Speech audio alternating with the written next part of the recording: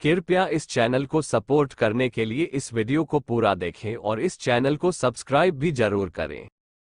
पृथु एक सूर्यवंशी राजा थे जो वेन के पुत्र थे। वाल्मीकि रामायण में इन्हें अनरण्य का पुत्र तथा त्रिशंकु का पिता कहा गया है।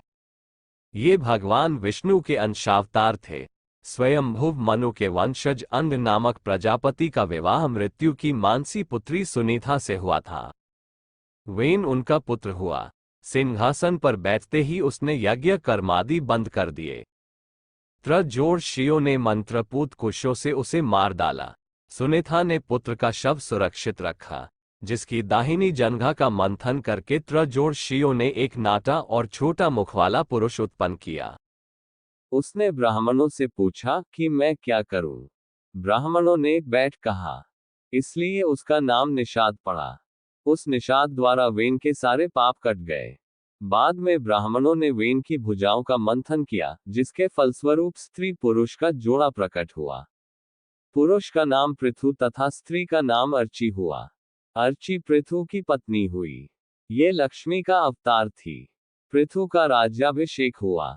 वेन के पापाचरणों से पृथ्वी धन धान्यहीन हो गई थी। प्रजा का क्लेश मिटाने के लिए पृथु अपना अजगर लेकर पृथ्वी के पीछे पड़े तो वह कांप उठी और गौ रूप धारण कर शरण के लिए भागी, पर कहीं भी उसे रक्षा नहीं मिली। उसने राजा से प्रार्थना की कि वह अपने उदर में पचे धन धान्य को दूध के रूप में दे देगी, बशर्ते कि एक बछड़ा दे।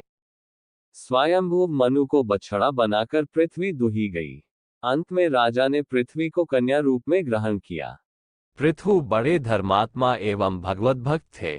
इन्होंने ब्रह्मावर्त प्रदेश में पुण्यतोया सरस्वती के तट पर 100 यज्ञ किए। 100वां यज्ञ चलते समय ईर्ष्यालु इंद्र ने इनका अश्व चुरा लिया तो ये कुपित हो गए और धनुष पर अपना बाण चढ़ा लिया। त्रजोड़शियों के मना करने पर भी वे इंद्र को होम करने लगे तो ब्रह्मा ने उन्हें रोका। इस पर धर्मात्मा पृथु ने अपना यज्ञ ही रोक लिया। पृथु ने प्रयाग को निवास भूमि बना लिया। स्वयं सनकादि इनके यहाँ उपस्थित हुए। अंतिम दिनों में पृथु अर्ची सहित तपस्या के लिए वन में चले गए। वहां योग ध्यान में शरीर त्याग किया। पृथु तथा अर्ची के 5 पुत्र हुए थे। वे जेताश्व, धूम्रकेश, हर्यक्ष, द्रविण और वृक।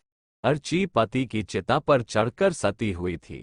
एक पृथु था वृष्णिवंश के चित्ररथ का पुत्र, जो विदुर का भाई था। कृष्ण ने इसे मथुरापुरी के उत्तरी द्वार की रक्षा पर नियुक्त किया था। प्रभास तीरथ में यादव वंश के अंत के समय ये भी परस्पर कलह में मारा गया।